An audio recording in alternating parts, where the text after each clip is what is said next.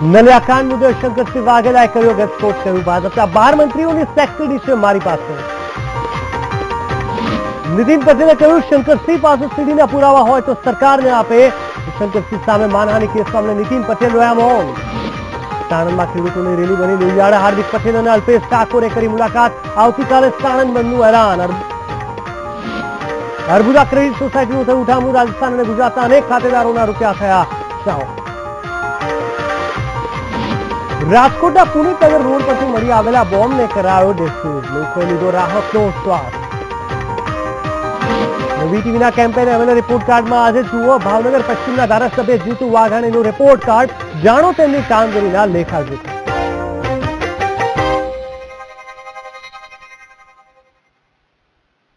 નમસ્કાર દર્શક મિત્રો, હું જીગર દેવાણી આપનું સ્વાગત કરું છું. આજે ગુજરાતમાં મહત્વપૂર્ણ સમાચારથી શરૂઆત કરીએ તો નલિયા સામૂહિક દુષ્કર્મ મામલે રાજકીય માહોલ ગરમાયો છે. વાર પલટવારનો સિલસિલો દિવસે દિવસે વધી રહ્યો છે. એવામાં શંકરસિંહ વાઘેલાએ નલિયા દુષ્કર્મના પુરાવા સીડી સ્વરૂપે હોવાનો દાવો કર્યો છે. નીતિન પટેલે આ પુરાવા સરકારને આપવાની સલાહ આપી છે.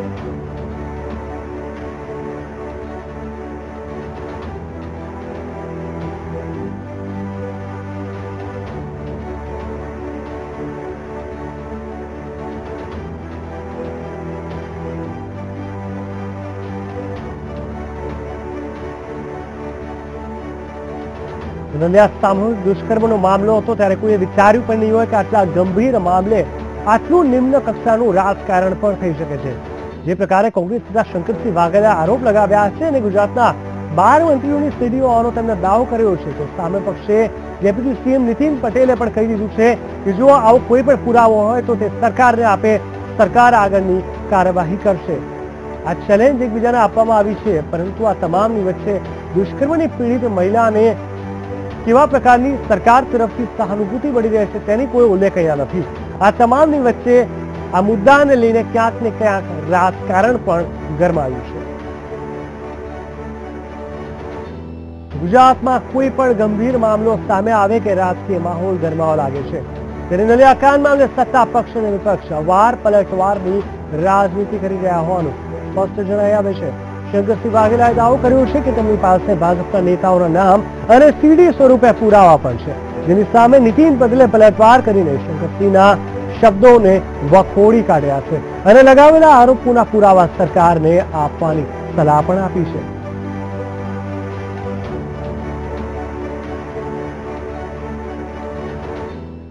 તો આખરે શંકરસિંહ પાસે શું ખરેખર સીડીના પુરાવા છે? 12 વ્યક્તિઓ પર જે ટાર્ગેટ કરવામાં આવ્યું છે, આખરે 12 વ્યક્તિ કોણ છે? આ તમામ સવાલો અહીં ઉભા થાય છે.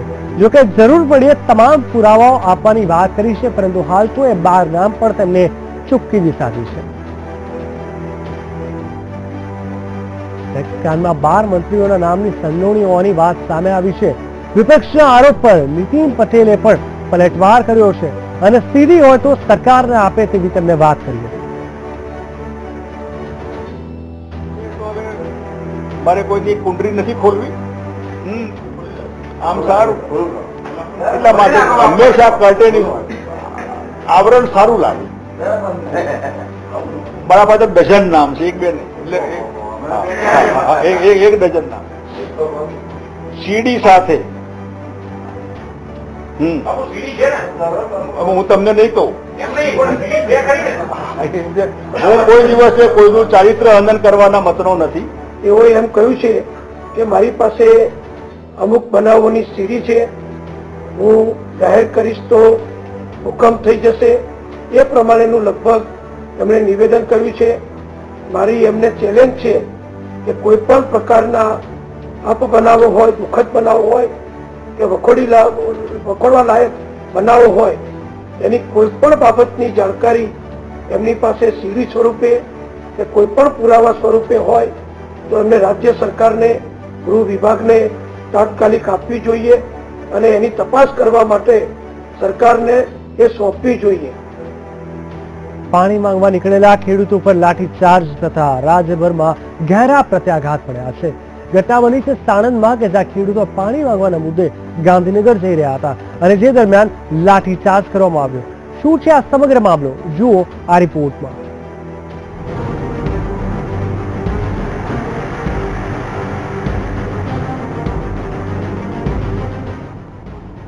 ખેડૂતોએ પાણી ન મળતા સરકાર સામે મોરચો માંડ્યો હતો.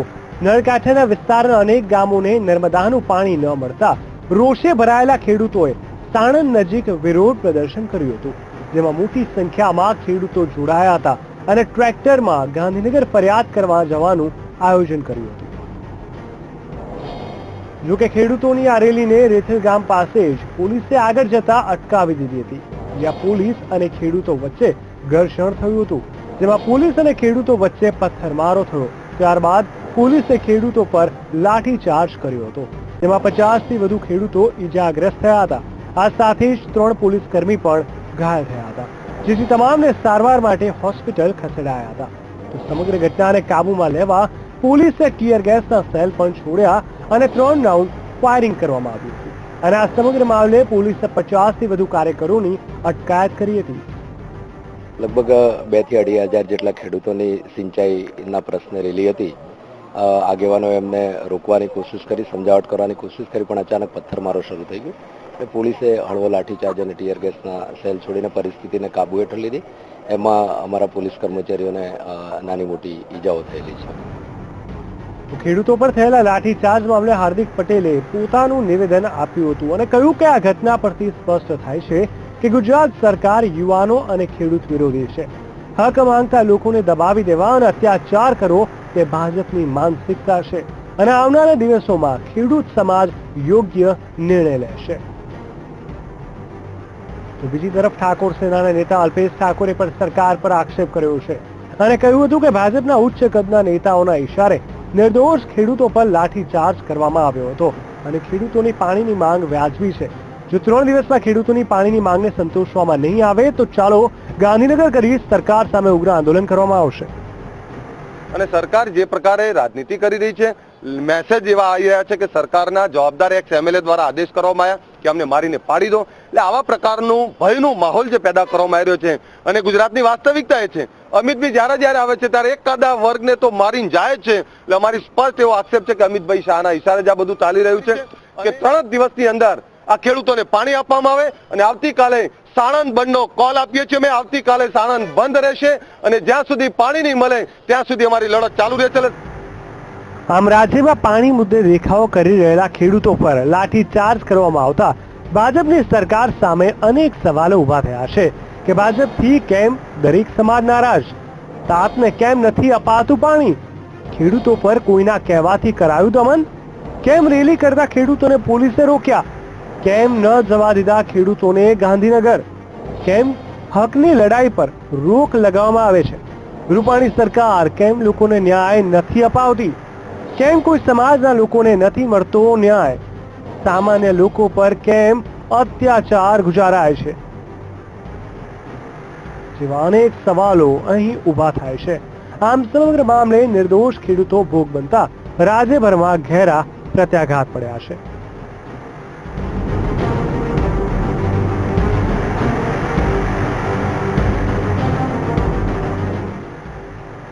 Bureau report, VTV news. વિપક્ષના નેતા શંકરસિંહ વાઘેલાએ નલિયા સેક્સકાંડ અંગે ભાજપ પર પ્રહાર કરતા જણાવ્યું કે ભાજપે કચ્છને પ્રવાસનના નામે તંબુઓ બાંધીને સેક્સનું હબ બનાવી દીધું છે. ગુજરાતમાં બહેન દીકરીઓ સલામત નથી. ભાજપના નેતાઓ ચારિત્ર્યહીન થઈ ગયા છે. તેમની ખરાબ નજરથી બચવું જોઈએ. દીનદયાળના ફોટાવાળા કાર્ડ ગળામાં લગાવીને ફરતી બહેનોની સલામતી રહી નથી. આગામી દિવસોમાં મહિલા સરપંચનું અધિવેશન મળવાનું છે.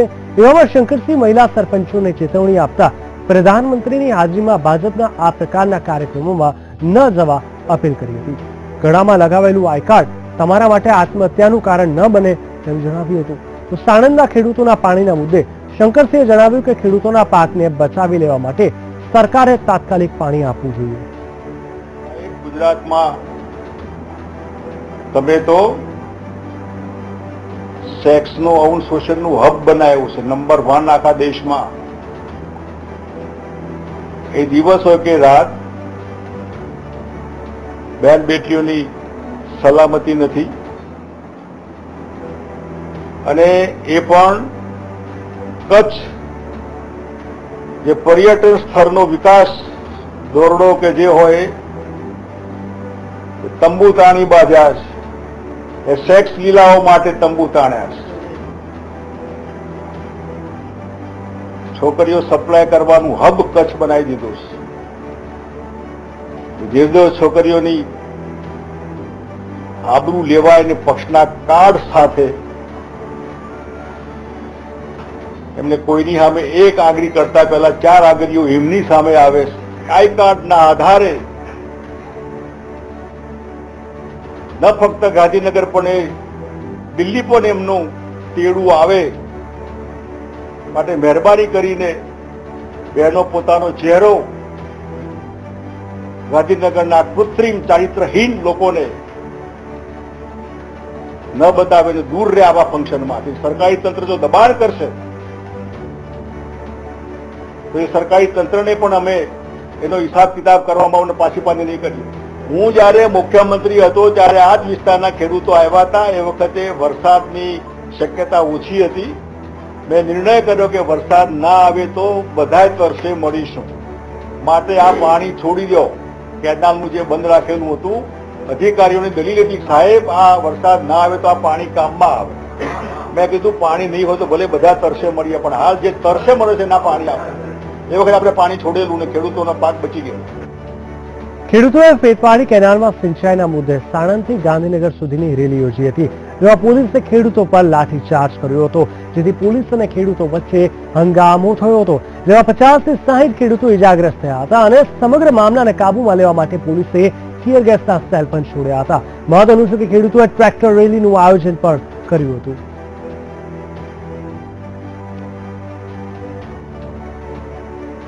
સાણંદમાં પાણીના પ્રશ્ને રેલી કાઢતા ખેડૂતો અને પોલીસ વચ્ચે ઘર્ષણ થયા બાદ પાટીદાર અનામત આંદોલન સમિતિના કન્વીનર હાર્દિક પટેલે સાણંદ પોલીસ સ્ટેશનમાં ડીવાયએસપી સાથે મુલાકાત કરી.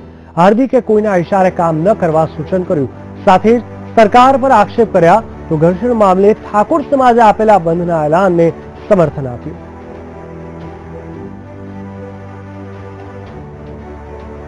કહી શકાય છે ખેડૂતો સાથે જે પોલીસનું ઘર્ષણ થયું છે તેમાં સીધી જ સરકારને ડાંચમાં લેવાની કોશિશ કરવામાં આવે છે. હાર્દિક પટેલ ખાસ કરીને આગળ આવ્યા છે અને સાથે સાથે ઠાકોર સમાજ સેનાના આગેવાન એવા અલ્પેશ ઠાકોરે જે સાણંદ બંધની વાત કરી છે તેને પણ તેને પૂરતું સમર્થન આપ્યું છે.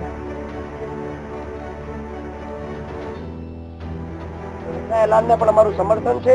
જે પ્રકારે કાંઠાના વિસ્તારના અમે પણ પોલીસને રજૂઆત કરી છે કે જે ખેડૂતો રજૂઆત લાવવામાં આવ્યા છે એમને મુલાકાત કરવામાં આવે, પણ ક્યાંક ને ક્યાંક કાયદો વ્યવસ્થા અને ઉપરથી દબાણ પણ હશે કે ન મળવા દેવા, પણ અમે એવી રજૂઆત પણ કરી છે કે એમની પર ખોટી કલમો કોઈના ઇશારે લગાવવામાં ન આવે. નો ડાઉટ ઘણા બધા અસામાજિક લોકો પણ અંદર આવી ગયા છે અને પોલીસે કોના ઇશારે તો પહેલા લાઠીચાર્જ કર્યો, કોના ઇશારે ટીયર ગેસ છોડવા પડે છે. આવી પરિસ્થિતિ રાજ્યની અંદર કાયદો વ્યવસ્થા કથળી ગઈ છે, સ્પષ્ટ દેખાઈ રહ્યું છે. અને ખેડૂતોએ જાગૃત થઈને એવા લોકો સામે લડવું પડશે જ્યારે તમારે આખા રાજ્ય અને આખા દેશને તમે જે ખવડાવો છો આજે એની પર લાઠીચાર્જ કરવો પડે છે. ખૂબ દુઃખની બાબત છે. અમદાવાદ જિલ્લા ઉપરદર ગામની રેલીમાં પોલીસના દમનના ઘરે પ્રત્યાઘાતો પડ્યા હતા. નિર્દોષ ખેડૂતો પર પોલીસે કરેલા લાઠીચાર્જના કારણે ઠાકોર સમાજના નેતા અલ્પેશ ઠાકોરે એવો આક્ષેપ કર્યો હતો કે ભાજપના ઉચ્ચ કક્ષાના નેતાઓના ઇશારે નિર્દોષ ખેડૂતો પર લાઠીચાર્જ કરવામાં આવ્યો હતો. ખેડૂતોની પાણીની માંગ વ્યાજબી છે. જો 3 દિવસમાં ખેડૂતોને પાણીની માંગને સંતોષવામાં નહીં આવે તો ગાંધીનગર થઈને સરકાર સામે ઉગ્ર આંદોલન કરવામાં આવશે. અલ્પેશ ઠાકોરે પોતાનો વિરોધ દર્શાવતા એવું જણાવ્યું કે આ મામલે જજોની બેન્ચ બેસાડી તટસ્થ તપાસ કરવી જોઈએ.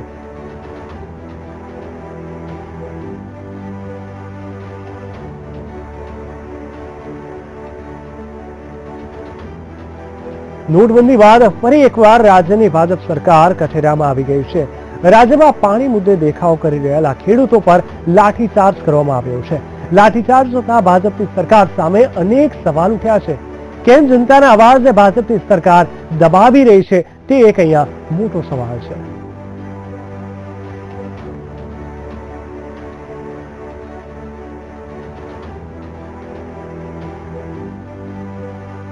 જનતાનો અવાજ દબાવવાની આ ભાજપની નીતિઓ હોવાનું કહેવામાં આવ્યું છે.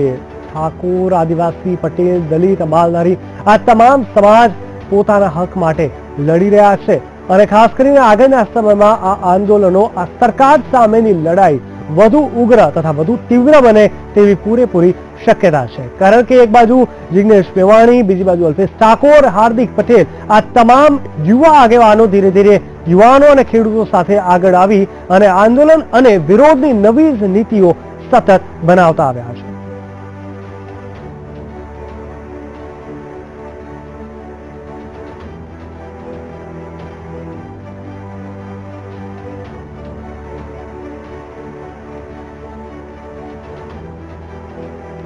રાજકોટમાં શંકાસ્પદ દેશી બોમ્બ મળી આવતા તંત્ર દોડતું થયું હતું. સ્થાનિકોને દેશી બોમ્બ અંગેની જાણ થતા તેમને પોલીસ સ્ટેશનમાં જાણ કરી હતી. આપ આ દ્રશ્યોમાં જોઈ શકો છો કે શંકાસ્પદ બોમ્બની દહેશતને પગલે સ્થાનિકોમાં ભયનો માહોલ સર્જાયો હતો અને લોકો પોતાના ઘરમાંથી બહાર આવી ગયા હતા. જોકે આજીરેમ પોલીસ સ્ટેશનનો કાફલો બોમ્બ સ્ક્વોડ, ડોગ સ્ક્વોડને લઈને ઘટના સ્થળ પર પહોંચી જઈ બોમ્બને ડિફ્યુઝ કરતા તંત્ર સહિત રહીશોએ રાહતનો શ્વાસ લીધો હતો. તો આ શંકાસ્પદ બોક્સ અમે આપને બતાવી રહ્યા છે ત્યાં ટીવી સ્ક્રીન ઉપર જોઈ શકો છો.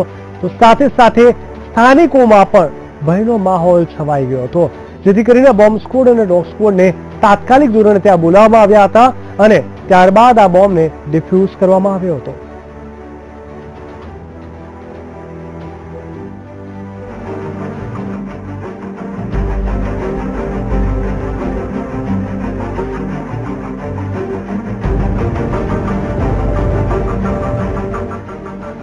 આ છે રાજકોટનો ખોડિયારનગર વિસ્તાર કે જ્યાંથી ટાઈમર બોમ્બ મળી આવતા દોડધામ મચી ગઈ હતી.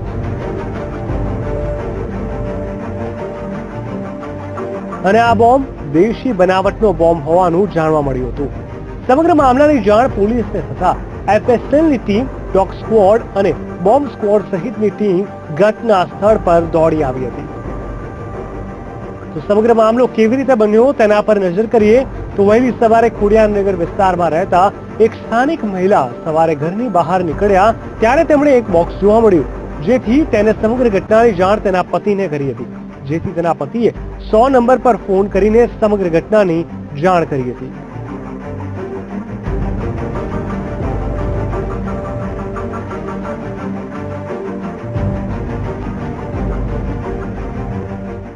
સાડા 8 હું મારા ઘરની અંદર ચા પીતો હતો, મારા ઘરના બહાર નીકળ્યા. એ કે આ જોવો તો ખરા ખોખું શું એ પેટીકોક મૂકી ગયું છે, તમે જોવો તો ખરા. એટલે મેં કીધું મૂકી દે. મેં જોયું તે મને એમ લાગ્યું કે આમાં તો વિસ્ફોટ છે અને બોમ્બ છે. એટલે મેં 100 નંબર માટે ફોન કર્યો. આ વિસ્તારમાં હું રહું છું આ 30 વર્ષ થયા, આવું કોઈ દી બનતું નથી. આ કોઈ પણ જાણ ભેદું કોઈ પણ હોય એ મને ખ્યાલ નથી, બરાબર. આજ મારા ઘરની બાજુ મારા ઘરના બધા મેં તાળા દઈને બહાર મૂકી દીધા કે તમે વ્યા જાઓ. ત્યારે આમાં મને લાગે છે એવું કે આમાં વિસ્ફોટ કંઈક થશે એમ. આમ ટાઈમર બોમ્બના ફોન કોલ બાદ પોલીસ દોડતી થઈ ગઈ હતી. શહેરમાં મેસેજ ફરતા થતા લોકોમાં ભય જોવા મળ્યો હતો. દેશી વસ્તુઓમાંથી બનેલો બોમ્બ ભય ફેલાવવા કે પછી કોઈ ઘટનાને અંજામ આપવાના ઈરાદાથી મૂકવામાં આવ્યો હતો તેની તપાસ ચાલી રહી છે. બોમ્બ મળ્યો તો વિસ્તારના આજુબાજુના ઘર ખાલી કરાવી દેવામાં આવ્યા હતા અને 2 કલાકની ભારે જહેમત બાદ બોમ્બને ડિસ્પોઝ કરવામાં સફળતા મળી હતી.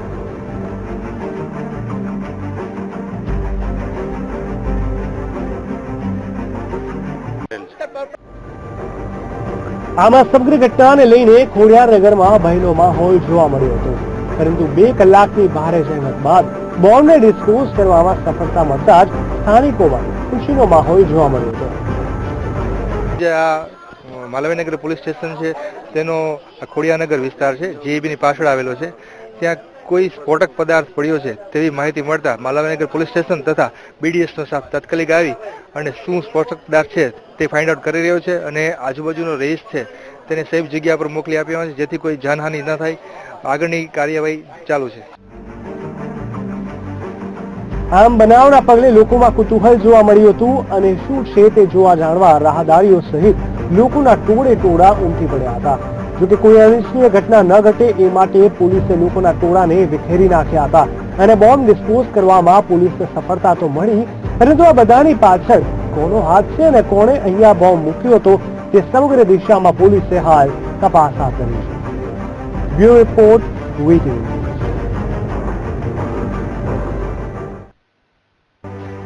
પંચમહાલના કાલોલ તાલુકાના એક કોન્ટ્રાક્ટરે સરકારના અભિયાન અંતર્ગત વિવિધ ગામોમાં શૌચાલયો બનાવ્યા બાદ નાણાં ન મળતા પરિવારના 8 સભ્યો સાથે આપઘાતનો પ્રયાસ કર્યો. પોલીસે તમામની અટકાયત કરીને કાર્યવાહી હાથ ધરી છે. કોન્ટ્રાક્ટરનો આક્ષેપ છે કે સ્વચ્છ ભારત અભિયાન અંતર્ગત કરોલ તાલુકાના બોરુ, ભાદરોલી, સાંસોલી જેવા અનેક ગામોમાં ઘેર ઘેર શૌચાલયો બનાવવાનું નક્કી કરવામાં આવ્યું હતું. કોઈ પણ ઘર શૌચાલય વિનાનું ન રહી જાય તે માટે ખાસ તકેદારી રાખવામાં આવી હતી. કોન્ટ્રાક્ટર કનુ પટેલે આ માટે ₹52 લાખનો ખર્ચ કર્યો હતો. આ નાણાં લેવા માટે તેમણે તંત્રને અનેક રજૂઆતો કરી હતી, પરંતુ આ મામલે કોઈ કાર્યવાહી હાથ ધરવામાં ન આવતા તેમણે કલોલના મામલતદારને લેખિતમાં ચીમકી આપી હતી કે જો નાણાં ચૂકવવામાં નહીં આવે તો તેઓ 14 ફેબ્રુઆરી એટલે કે આજે આત્મવિલોપન કરશે.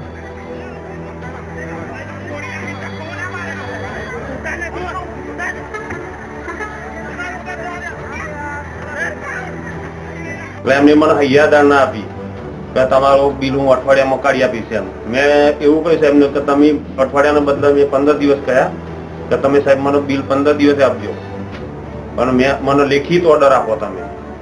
તો એ સાહેબે એવું કહ્યું કે લેખિતમાં ઓર્ડર નહીં અપાય. મેં કહ્યું કે હું તમને 20 રૂપિયાના સ્ટેમ્પ ઉપર લખાણ આપું તો મારું એક શૌચાલય ખરાબ હોય તો તમે કાયદેસરની કાર્યવાહી મારી પર કરજો, મારું બિલ પણ અટકાવી દેજો. એટલે ના છૂટકે સાહેબ આજે મારે આત્મવિલોપન સહપરિવાર સાથે આત્મવિલોપન કરવું પડે. ભાવનગર જિલ્લાની સૌથી મોટી વિધાનસભા બેઠક એટલે કે ભાવનગર પશ્ચિમ વિધાનસભા બેઠક. ભાવનગરનો હીરા ઉદ્યોગ આ બેઠક વિસ્તારમાં આવેલ છે અને જિલ્લાની અગત્યની ઔદ્યોગિક વસાહત પણ આ બેઠક વિસ્તારમાં આવી છે. હાલ આ બેઠકના ધારાસભ્ય તરીકે ભાજપ પ્રદેશ પ્રમુખ જીતુભાઈ વાઘાણી છે. છેલ્લા 4 વર્ષમાં ધારાસભ્ય તરીકે જીતુભાઈ વાઘાણીએ કેવા કર્યા છે કામ તે જાણીએ.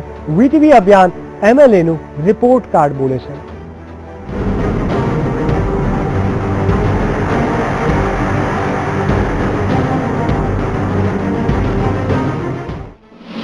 નામ જીતેન્દ્રભાઈ સૌજીભાઈ વાઘાણી, પક્ષ ભાજપ, વિધાનસભા બેઠક ભાવનગર પશ્ચિમ. હાલ જીતુભાઈ વાઘાણી ભાજપના પ્રદેશ પ્રમુખ છે. ઉંમર 46 વર્ષ. અભ્યાસ BCom LLB LTC. વ્યવસાય ખેતી અને બિલ્ડિંગ કન્સ્ટ્રક્શન. જીતેન્દ્રભાઈ ઉર્ફે જીતુભાઈ વાઘાણી હાલ ભાજપ પ્રદેશ પ્રમુખ છે અને રાજ્યના મહત્વના ભાજપ અગ્રણી છે. જીતુભાઈ વાઘાણી વર્ષ 2007ની વિધાનસભા ચૂંટણી લડ્યા હતા પણ હાર્યા હતા. વર્ષ 2007ની ચૂંટણી સમયે જીતુભાઈએ પોતાની કુલ મિલકત ₹1 કરોડ 1 લાખ જાહેર કરી હતી. જ્યારે વર્ષ 2012ની ચૂંટણી જીતુભાઈ લડ્યા ત્યારે તેમણે પોતાની કુલ મિલકત ₹4 કરોડ જાહેર કરી હતી. વર્ષ 2007 થી વર્ષ 2012 સુધીના 5 વર્ષના સમયગાળા દરમિયાન જીતુભાઈની કુલ મિલકતમાં ₹2 કરોડ 99 લાખનો વધારો નોંધાયો છે. ટકાવારીમાં જોઈએ તો આ 5 વર્ષના સમયગાળા દરમિયાન જીતુભાઈની કુલ મિલકતમાં ₹296% વધારો નોંધાયો છે. વર્ષ 2012માં જીતુભાઈ વાઘાણીએ કોંગ્રેસના પ્રતિસ્પર્ધી મનસુખભાઈ કાનાણીને 53,893 મતોની મહાલીડથી હરાવ્યા હતા. વર્ષ 2012ની વિધાનસભાની ચૂંટણીમાં જીતુભાઈ વાઘાણીને મળ્યા હતા કુલ 92,584 મત, તો સામે કોંગ્રેસના મનસુખભાઈ કાનાણીને મળ્યા હતા કુલ 38,691 મત.